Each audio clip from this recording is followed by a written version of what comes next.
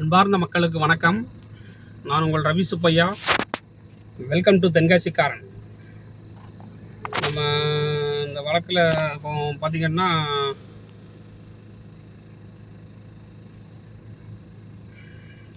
வழக்கு ரொம்ப பக்கத்தில் நெருங்கி வரும் சூழலில் இப்போ பள்ளித்தரப்பு ஆதரவாளர்னு சொல்லிக்கிட்டு ஒருத்தன் வந்து ஒரு லைவ் ஷோவில் வந்து பேசிகிட்டு இருக்கான். லைவ் ஷோன்னா ரொம்ப இல்லை, நம்ம நண்பர் தான் அவங்களும். பட் இருந்தாலும் அவனை கொண்டாந்து இப்போ பேசுகிறதுக்கு என்ன காரணம்னு தெரில. நாங்கள் நல்ல பள்ளி அப்படிங்கிறத நிரூபிக்கிறதுக்காக இடையில மீடியேட்டர் வேலை பார்க்குறானோ என்னன்னு தெரில. பட் அதை தான் அவன் சொல்ல வரான். நம்ம என்ன பதில் கேள்வி கேட்டாலும் அது அப்படி இல்லை, நீங்கள் அப்படி நினைத்து கொள்ளுங்கள், நான் நினைக்கிறேன், அதை தான் அவன் சொல்ல வரானே ஒழிய அவன் வந்து பள்ளி கொலை செய்தது அப்படிங்கிறத ஒரு காலமும் ஒத்துக்கொள்ள மாட்டான். இதுதான் அங்கே அவன் சொல்ல வந்த கருத்து. இதை வந்து இடையில பேசுகிறதுக்கு ஒரு தளம் வேணும். அந்த தளத்தை நம்ம அனுரா தோழரோட தளத்தை பயன்படுத்தியிருக்காங்க. பட்டு இது அவங்களுக்கு தெரிஞ்சு பண்ணுதாங்களா இல்லை தெரியாமல் பண்ணுதாங்களா, எதாச்சியாக வந்தாளா என்னன்னு தெரியாது. பட்டு இது வந்து நல்ல இது கிடையாது. பள்ளித்தரப்புக்கு ஆதரவாக அவன் வந்து அவனோட கருத்தை பயன்படுத்துறதுக்கு நீ உன்னோட சேனலில் ஓப்பன் பண்ணி பேசு, அல்லது கிணப்புள்ள சேனலில் பேசு, அல்லது இந்த நாய் 3 ஸ்பீச் அவட்ட பேசு. அதை விட்டுட்டு ஸ்ரீமதி ஆதரவாளர் யாரோ அவங்க சேனலில் பேசினா தான் அதிக மக்கள் பார்ப்பாங்க, நம்மளோட கருத்தை தெரிவிக்க முடியும் அப்படிங்கிற ஒரு மைண்ட் செட்டில் அவன் உள்ளே வந்திருக்கான். பொதுமக்கள் நீங்கள் பார்த்துக்கிட்டு இருக்கவங்க அதுக்கு சரியான கமெண்டு இது என்னென்னு நீங்கள் கமெண்ட் செக்ஷனில் கொஞ்சம் தெரிவிச்சிங்கன்னா கொஞ்சம் நல்லாயிருக்கும். தெரிவிப்பீங்கன்னு நினைக்கிறேன். நன்றி. மிஸ்டர் மணி, மணி உனக்கு தாங்க நான் கேட்குறேன். உன்னோட தரப்பு வாதத்தை நீ எடுத்து வைக்கணும்னு வந்திருக்க இல்லையா? உனக்கு சில கேள்விகள். சரியா? ஒரு பள்ளியில் தங்கியிருந்த மாணவி, அதுவும் அனுமதி இல்லாத விடுதியில் தங்கியிருந்த மாணவி, அந்த பிள்ளை தங்கியிருந்த விடுதிக்கு அனுமதியே இல்லாத விடுதி, அந்த விடுதியில் தங்கி படித்த பிள்ளை இறந்து போச்சு. அப்போ கூட இருந்த பிள்ளைங்க எத்தனை பேர் இருந்தாங்க? அந்த பிள்ளை மட்டும்தான் அந்த ரூமில் இருந்துச்சா? எப்படி நீங்கள் சொல்ல வர்றது என்னதான் அந்த பிள்ளை மட்டும் தனியாக இருந்த மாதிரி பேசிக்கிட்டு இருக்கீங்க. ஒரு 3 அடுக்குள்ள ட்ராக்கை தூக்கி இழுத்துட்டு வந்து மேலே ஏறி குதிச்சதா ஒரு களவாணிக்கு பிறந்த புரோக்கர் பிள்ளை நாயை ஒரு போய் பேசுகிறாமில்ல, அவன் புரோக்கர் பிள்ளை தான். அவனை போய் புரோக்கர் பிள்ளைன்னு சொல்லாதீங்க அப்படிங்க நீ கேட்குற. உன்னை தாண்டா கேட்குறான். அந்த நாய் சொல்லிச்சுல 3 அடுக்கு உள்ள கட்டில் அந்த ஸ்ரீமதி பாப்பா மட்டும் இழுத்துட்டு வந்ததுன்னா அப்போ அந்த கட்டில் அந்த பொண்ணு மட்டும் தான் பிறந்ததா? அந்த ரூமில் தங்கியிருந்து சொல்லப்படுத அந்த கிருத்திகா அவன் எங்கே மயிறு புழுங்க போனாளா? முட்டாப்பையில் முட்டாத்திரமா கேள்வி கேட்டுட்ருக்க, அதுக்கு பதில் சொல்லு. அப்புறம் அந்த பிள்ளை விழுந்ததா சொல்லப்படுற இடத்துல ரத்த கரை கொஞ்சம் கூட இல்லை. அந்த படிக்கட்டில் கையில் ரத்தத்தை வச்சு எழுதுன மாதிரி படிக்கட்டில் செவத்தில் உள்ள எல்லாம் ரத்தக்கரை இருந்துச்சு. அதெல்லாம் யாரோடது? பெயிண்ட்டுன்னு சொல்கிறீங்க. அப்புறம் அந்த விழுந்த இடத்துல உள்ள ரத்தக்கரையே இல்லை. சரியா? செத்து போன பாடியை தூக்கி போட்டால் தான் அந்த இடத்துல ரத்தம் வராது. உயிரோடு இருக்க பொருளை தூக்கி போட்டால் 3ஆம் மாடிலேருந்து அந்த பொண்ணு குதிச்சுதுன்னு வச்சுக்கோ, அப்படி தலையில் தான் போய் விடும். எங்கே வெயிட் அதிகமாக இருக்கோ அதுதான் நேராக தரையில் போய் முட்டும். இல்லை உனக்கு உனியமான டெஸ்ட் பண்ணி பார்ப்போம், ரைட்டா? அதை விட்டுட்டு சிசிடிவி ஃபுட்டேஜ் தர முடியாது, அங்கே இருக்குது இங்கே இருக்குன்னுலாம் சும்மா கதையெல்லாம் கட்டிகிட்டு இருக்கக்கூடாது. அப்புறம் கரிமருந்து எப்படி பள்ளிக்குள்ளே வந்துச்சு, இந்த பிள்ளை வயிற்றில் போதைப் பொருள் எப்படி போச்சு, சரியா? அப்புறம் அன்னைக்கு நைட்டு எந்தெந்த வண்டியெல்லாம் உள்ளே வந்தது அந்த ரெக்கார்டும் வரணும். மண்ணாங்கட்டியை ஏன் இன்னும் விசாரணை பண்ணினாங்களா இல்லையா, மண்ணாங்கட்டி உயிரோடு இருக்காரா இல்லையா, சரியா? அந்த விசாரணை வரணும். அந்த 4 பேர் தூக்கிட்டு வராங்க, அதில் ஒரு முட்டைத்தலை இருக்கான். அவன் யார்? போதி பரதேசி பயிலா. அந்த செக்ஸுக்கு பாடம் நடத்தாமல, செக்ஸுக்கு வந்து அவன் சொன்னா தான் செக்ஸு முதலிரவனா எப்படி நடத்த முடியுமா மக்களுக்கு? அந்த மாதிரி ஒரு பாடம் நடத்திக்கிட்டு இருக்கான் ஒரு பரதேசி பைய. அவன் வந்து அந்த பள்ளியில் அன்னைக்கு இருந்திருக்கான். அந்த தூக்கிட்டு வரதில் அவனும் ஒருத்தன் அதில் தூக்கிட்டு வரான். நல்லா பார்த்து சொல்லு, சரியா? உனக்கு கண்ணு தெரியலன்னா இன்னொரு கண்ணாடி வாங்கி போட்டு பாரு, சரியா? அப்புறம் வெளியில் பொதுமக்கள் உட்கார்ந்து சாலை மறியல் பண்ணி போராட்டம் பண்ணிக்கிட்டு இருக்கும்போது பள்ளிக்குள்ளே இருந்து கரும்புகைகள்லாம் வருது. அது எப்படி வந்துச்சுன்னு நீ சொல்லு பார்ப்போம். பொதுமக்கள் ரோட்டில் உட்காந்து தான் போராட்டம் பண்ணிக்கிட்டு இருக்காங்க. நாங்கள் நியூஸில் நிறையா பார்க்கும்போது போராட்டம் ரோட்டில் தான் பண்ணிக்கிட்டு இருக்காங்க. ஆனால் உள்ளே இருந்து கரும்புகையாக வந்தது. அது எப்படி வந்துன்னு சொல்லி பார்ப்போம். ஏன்னா உங்கள் ஆளுகளை முதல்ல நீங்கள் உள்ளே செட் பண்ணி ஆல்ரெடி உள்ள கம்ப்யூட்டர் சிஸ்டம் எல்லாத்தையும் இடம் மாற்றிட்டு வெறும் பள்ளி பெஞ்சு ஃபேனு இதை மட்டும்தான் அடித்து உடைக்கிற மாதிரி செட் பண்ணிவிட்டு நீங்கள் போயிட்டீங்க. சரியா? நடந்த சம்பவம் அதுதான் நடந்தது. அதை விட்டுட்டு எங்கள் பள்ளிக்கு 200 கோடி நஷ்டம் 300 கோடி நஷ்டம்லாம் இங்கே வந்து பேசக்கூடாது. எல்லா பொருளையும் நீங்கள் சேஃபாக எடுத்து வச்சுட்டு தான் வெறும் பெஞ்சு பிள்ளைங்க உட்காரக்கூடிய பெஞ்சு இது மட்டும்தான் அடித்து நறுக்கியிருக்காங்க.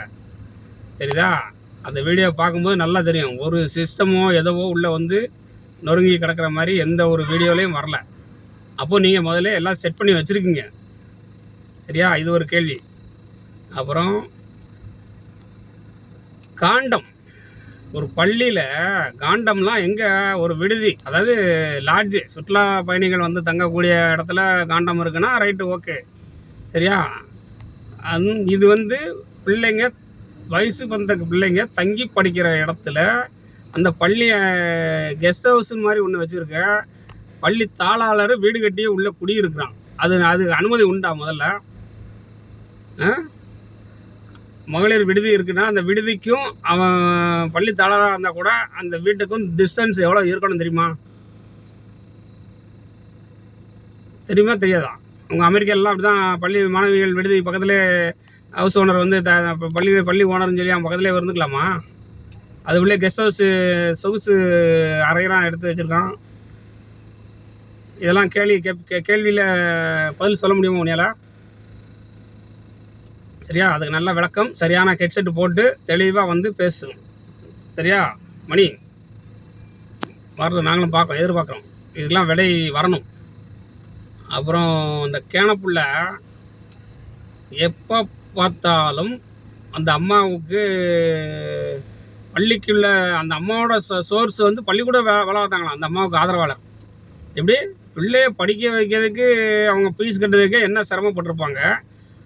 அவங்க பள்ளிக்குள்ளே வந்து இவங்களோட ஆள் தரப்பு இவங்களோட தரப்புல இருந்து ஒருத்தர் அங்கே வேலை பார்த்தாராம். அவங்க தரப்பு இவங்களுக்கு அந்த சோர்ஸ்லாம் எடுத்து கொடுத்தாங்களாம். ஒரு எரிஞ்சு போன பஸ்ஸில் இருந்து ஒருத்தன் வந்து சிறுமதி எழுதுனதா ஒரு லெட்டரை கொண்டாந்து கொடுக்குறான். என்னடா இதெல்லாம் வந்து பைத்தியக்காரத்தனமா இல்லை?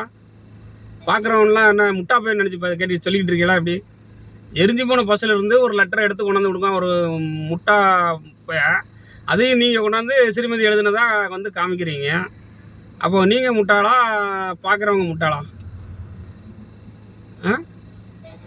இதை கேட்டுக்கிட்டு இருக்காங்க பார்த்தியா? நாங்கள் எங்களை தான் முட்டாளாக்குதுங்க. சரியா? அப்புறம் அந்த பிள்ளை காற்றுல கழுத்தில் ஹாலில் கிடந்த கொலுசு கம்மல் செயின் எல்லாத்தையும் ஒரு யாருக்கிட்ட திருடுவாங்க சொல்லு பார்ப்போம். ஒரு திருடன் கூட ரோட்டில் போய்கிட்டு இருக்க ஆள்கள் கழுத்தில் அடித்து செயினை பறிச்சுட்டு போகிறோம்னா அது வந்து திருட்டு சம்பவம்னு சொல்லலாம். போனத்து கழுத்தில் இருந்து திருட்டு நகையை பூரா திருடி இருக்கீங்கன்னா அப்போ நீங்கள் எப்போ ஏற்பட்ட களவாணி போய் இல்லையா? ஒரு அந்த பிள்ளைய அடித்து கொன்னதே நீங்கள் வந்து நகைக்காக அடித்து கொன்னீங்களா? எப்படி? இப்போ அந்த குடத்தில் விசாரிக்கணுங்களா? எடுத்தது கிருத்திகா எங்கே நீ ஒப்படைக்கணும்? சிறுமதி தாயார் வந்து இல்லை அவங்கள்ட்ட ஒப்படைச்சிருக்கணுமா இல்லையா? ஏன் நீ ஒப்படைக்கலை? அந்த நகையை வச்சு அதிலிருந்து ஆதாய தடயங்கள் எதுவும் கைரேகை எதுவும் எடுத்துருவாங்க அப்படின்னு பயந்துட்டு தான் நீங்கள் அதை கொடுக்கல. தெரியுதா? அந்த நகையிலேருந்து உங்கள் கைரேகை எதுவும் பட்டிருக்கலாம் குற்றவாளியோட இது, அதனால் அதை கொடுக்காம நீங்கள் வச்சு மறைச்சி வச்சுருக்கலாம். சரியா? இதுவும் அதுக்கு நீ பதில் சொல்லணும் மணி. மணி நீ தான் சொல்லணும். சரியா? ஆமாம். ஏன்னா அந்த சீத்ரி ஸ்பீச் தான் அவள் வந்து இதே வந்து எவ்வளோ பெரிய ஆளாக இருந்தாலும் வாடா போடான்னு தான் பேசுவான். அதே மாதிரி தான் உனக்கும் மரியாதை. சரியா? ஒரு பெரியவர் வந்து ஸ்ரீமதிக்கு ஆதரவாக பேசினார். அவரை வந்து சுவாமிநாதன் சொல்லி ஒருத்தர் அவ்வளோ பெரிய ஆளை வந்து சொல்கிறா சுவாமிநாதா சொல்லுடா அப்படின்னு பேசுகிறல்ல, அதே மாதிரி தான் உனக்கும் மரியாதை நாங்கள் கொடுப்போம். சொல்லுடா மணி. அந்த பிள்ளை கழுத்தில் நடந்த நகையெல்லாம் யாரா திருட்டு போனான்? பள்ளி டீச்சர் தானே. கிருத்திகா யார்? அங்கே டீச்சர் தானே இருந்தா. டீச்சராக வாடணும் ஏதாவது ஒன்றில் தான் இருக்கணும். சரியா? அங்கேயே தங்கிட்டு வார்டன் வேலையும் பார்த்துட்டு டீச்சர் வேலையும் பார்த்துருக்கா. இந்த பிள்ளை கழுத்தில் நடந்த நகையும் திருடிருக்கான்னா அப்போ இன்னும் படிக்க வர பிள்ளைங்க கழுத்துலேருந்து நகையை திருட மாட்டான்னு என்ன இருக்குது? முதல்ல அவளை வந்து ஸ்கூலை விட்டு வெளியே பற்றினா தான் ஒழுக்கத்துக்கு வரும். இல்லைனா படிக்கிற பிள்ளைங்க கழுத்தில் காதில் அடக்க அதை கழிச்சு திருடுவா அந்த திருட்டு முதவி. நீ விளக்கம் கொடுத்தே ஆகணும் மணி, இதுக்கும் விளக்கம் கொடுக்கணும். ஒரு பள்ளியில் ஒரு திருட்டுத்தனமான ஒரு ஆசிரியை வேலை பார்க்குறான்னா அவளை அவங்க வச்சிருக்கவே கூடாது. சரியா? நீங்கள் அவளை எதுக்கு இப்போ உங்கள் திருட்டு சம்பவத்தை நடத்துறதுக்கு வச்சுருக்கீங்களா, இல்லை உங்களுக்கு வேறு எதுவும் வேலைக்கு ஆள் தேவைப்படுதுன்னு வச்சுருக்கியா? ஒரு பள்ளி அப்படின்னா அதுக்கு ஒரு சில மரியாதைகள்லாம் உண்டு. அதில் எந்த ஒரு மரியாதையும் நீங்கள் காப்பாற்றலை. பிள்ளைய கொண்டு போய் டெட் பாடியாக கொண்டு போய் அரசு மருத்துவமனையில் கொண்டு போய் டேரெக்டாக போட்டுட்டு ஒருத்தர் கூட நின்று பதில் சொல்லாமல் தப்பிச்சு ஓடிட்டுருக்கீங்க. அது ஒன்று. சரியா? அடுத்து உங்கள் பள்ளியில் இறந்த பிள்ளைய எங்கள் பள்ளியில் அந்த மாதிரி ஒரு பொண்ணு இறந்துருச்சு, போலீஸுக்கு நீ முதல்ல இன்ஃபார்ம் பண்ணியிருக்கணும். சரியா? நீ உன்னோட கம்ப்ளைண்ட்டு தான் முதல்ல போயிருக்கணும். அப்போது அந்த கம்ப்ளைண்ட் அவங்க ரைஸ் பண்ணி இது எப்படி இறந்துச்சுன்னு உங்களை கூப்பிட்டு தான் விசாரிக்கணும். ஆனால் இங்கே என்ன நடக்கு, அந்த அம்மா வந்து கம்ப்ளைண்ட் கொடுத்ததுக்கப்புறம் தான் கம்ப்ளைண்ட்டே ஃபைல் பண்ணியிருக்காங்க. நீ ஏன் கம்ப்ளைண்ட் பண்ணல? உனக்கு என்ன, உனக்கு வந்து உன் பள்ளிக்குள்ளே தானே நடந்துச்சு, உன் பள்ளிக்குள்ளே நடந்துச்சு, நீ ஏன் கம்ப்ளைண்ட் பண்ணல? ஏன் உனக்கு பயம்? கம்ப்ளைண்ட் கொடுத்தா உங்களை கைது பண்ணிடுவாங்கன்னு பயமா? கிங்கிணிமணி இந்த டகாய்ப்பு வேலையெல்லாம் வந்து வேறு எங்கேயாவது வச்சுக்கணும். சரியா? இங்கே வந்துக்கிட்டு நான் அப்படித்தான் நினைக்கிறேன், நாங்கள் அப்படித்தான் செல்வோம், நீங்கள் இப்படி பேசக்கூடாது, உங்களுக்கு வாய்ப்போட்டு போடுவோம், இதெல்லாம் வந்து எப்படி, யாரும் இதை பற்றி பேசாதீங்க அப்படிங்கிறத நீ தெளிவாக சொல்ல வர. சரியா? உங்களை பற்றி நாங்கள் பேசணும்னு என்ன இருக்குது? நீ யார், நான் யார்? இந்த பிள்ளை இறந்ததுக்கு என்ன நீதி? 2.5 வருஷம் ஆச்ச, என்ன நீதி? வழக்கு ஏன் தள்ளிக்கிட்டே போகுது? சிசிடிவி ஃபுட்டேஜ் ஏன் தரமாட்டேங்கான்? சரியா? இதெல்லாம் கேட்குறாங்க. நீ என்னடான்னா நான் அப்படித்தான் நினைக்கிறேன், உன் காதில் விழாத மாதிரி பேசிக்கிட்டு இருக்க, நீ சொல்கிறத மட்டும்தான் நாங்கள் கேட்டுக்கிட்டு போகணும் அப்படிங்கிற மாதிரி உன்னோட வாதம் இருக்குது. சரியா மணி? கிங்கிணி மணியா, உன் மணியை பிதுக்கி விட்ருவாங்க பார்த்துக்கோ. அதனால் ஒழுக்கமாக சிசிடிவி ஃபுட்டேஜ் கொடுக்கறதுக்கு உண்டான வழியைப்பார். நீ ரவிக்குமார்கிட்ட பேசியோ யார்கிட்ட பேசியோ அவங்க கேட்குறது நியாயம் தானே, அதை கேட்டு வாங்கி கொடுக்க வேண்டியதானே. இவ்வளோ தூரம் நியாயம் பேச வர மணி உன்னைத்தான் கேட்குறேன். சரியா?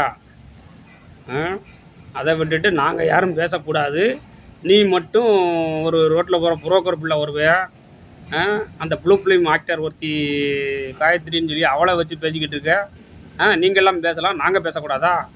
ஏன் உங்களுக்கெல்லாம் வாய்ப்பு விட்டு வேலை செய்யாதா? கிங்கிணிமணி கேட்குறேன்.